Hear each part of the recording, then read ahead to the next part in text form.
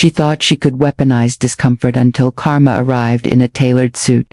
The soft hum of Houston's George Bush Intercontinental Airport usually brought a sense of order to Evelyn Prescott's tightly controlled world.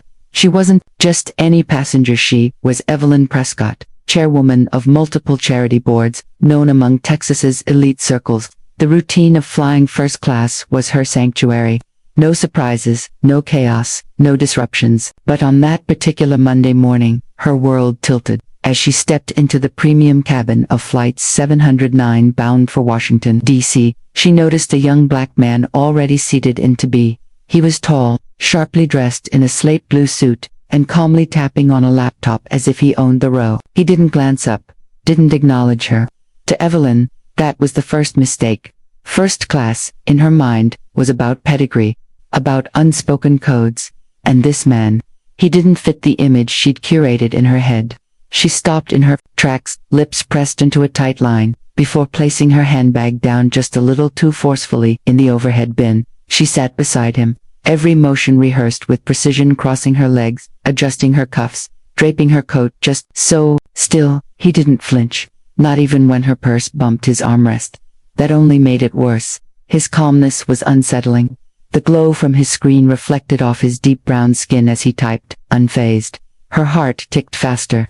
Who was this man who refused to acknowledge her space, her discomfort, her expectation of being catered to? She cleared her throat. Then again, nothing. Finally, with a honeyed but firm tone, she leaned toward him. Excuse me, are you sure you're in the right seat? Without lifting his eyes, he replied evenly, yes. One word. Just one. Number. Apology. No deferential smile.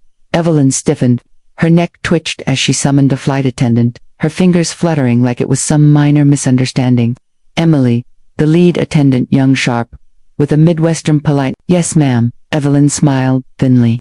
I believe there's been a mistake. I think this gentleman may have taken the wrong seat. Emily glanced at the manifest on her tablet and smiled with quiet finality. Actually, ma'am, Mr. Carter is in the correct seat to be. You're in 2A. Everything is as assigned. Evelyn's world cracked slightly. Oh, she said, the smile on her face shrinking. Well, mistakes happen. But inside, her pride screamed. She turned to the window, but couldn't stop watching the man beside her, Miles Carter, as she'd just learned. He resumed typing, fingers smooth on the keys, posture perfect, presence composed. He belonged her, and he wasn't going to make himself smaller to appease her. She hated that. Her annoyance wasn't about his laptop or the armrest. It was that he hadn't acknowledged her dominance in this space. She'd worked her whole life to sit in this section of the plane, to not be questioned. And now here was this man, unbothered by her discomfort. Her breaths shortened, her chest tightened.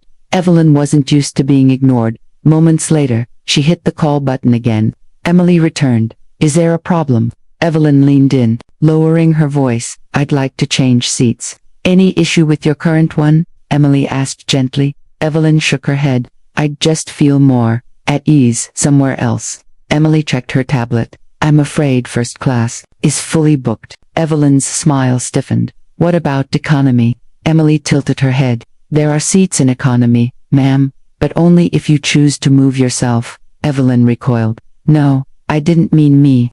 I meant. She glanced at Miles. Her meaning hung in the air. Emily straightened slightly.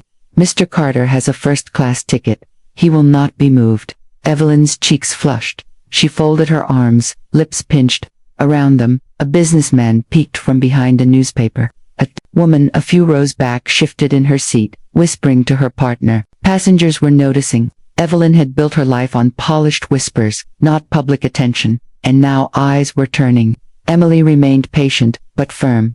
Unless there's a safety concern or policy violation, everyone will stay in their assigned seats. Evelyn felt the walls closing in. Her last card was a dangerous one. She played it anyway. She looked at Emily and uttered 4 words, clear and deliberate. I don't feel safe.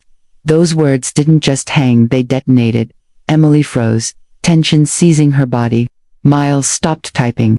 Across the aisle, murmurs rose. A young woman lifted her phone, pretending to text, but clearly recording. Emily's eyes narrowed just slightly. Could you clarify? She asked. Evelyn clasped her hands in her lap, smile gone.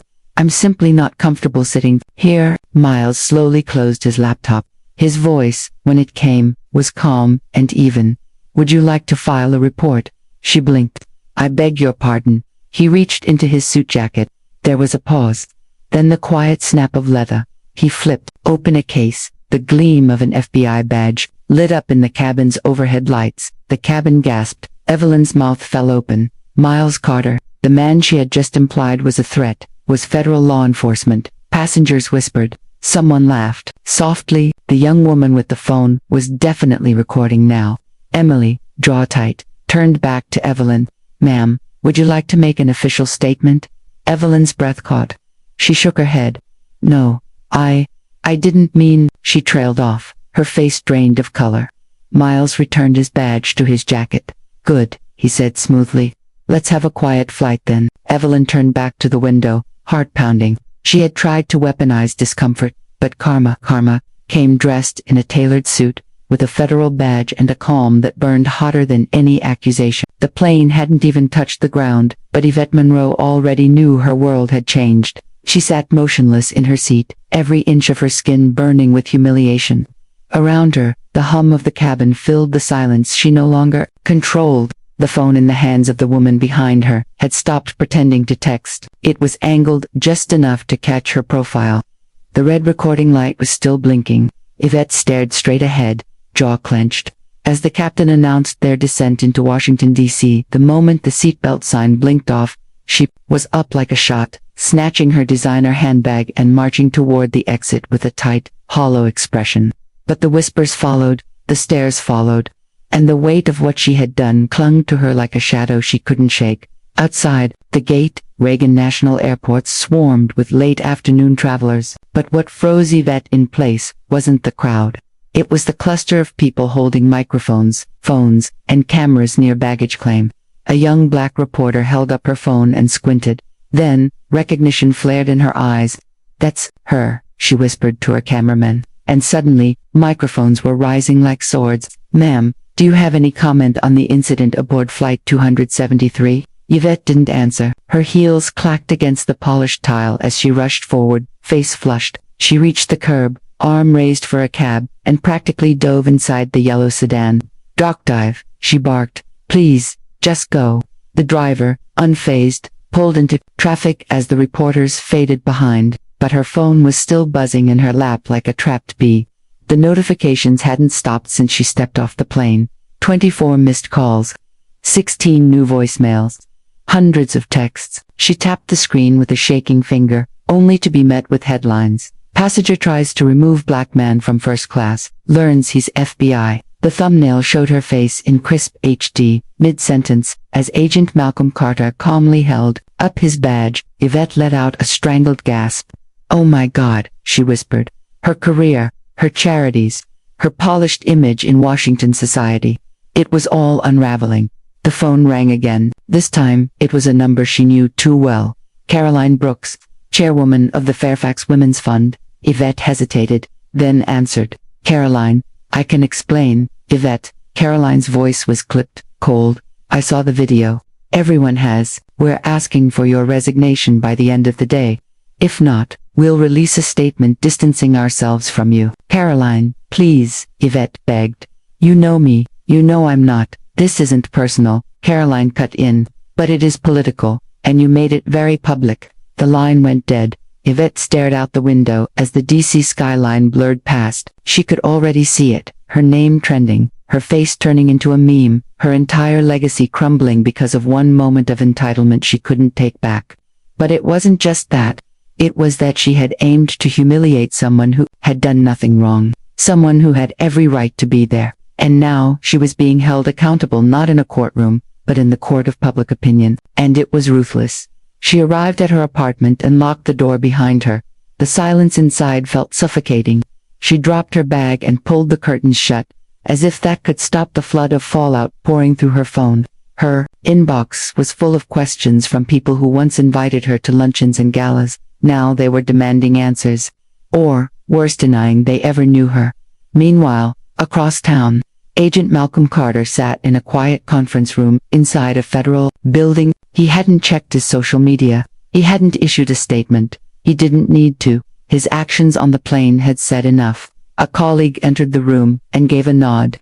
"You're a trending topic, Malcolm," he shrugged. I didn't even raise my voice. That's what made it powerful. Back in Yvette's apartment, the damage accelerated. Her publicist called with a simple message: "We can't spin this. You need to step away from all leadership roles immediately." Her board memberships were revoked, one by one. Her foundation sent a letter thanking her for years of service and reminding her that discrimination violated their core values. She threw the phone across the room. It bounced against the couch, landing softly, still buzzing. That night, Yvette couldn't sleep. Every time she closed her eyes, she saw Malcolm's calm face, his badge, the ripple of gasps, and her own voice saying, "I don't feel safe." She had tried to turn the rules in her favor, but they weren't hers to bend. She opened her phone one last time. The viral video had surpassed 2 million views, and the top comments sat like a dagger at the top. She picked the wrong brother. Yvette Monroe, once the woman who flew first class without a second thought, now stood grounded by the weight of her own prejudice. The fall was swift, the damage irreversible, and the lesson: never mistake someone's silence for weakness, because when karma flies first class, it always arrives on time.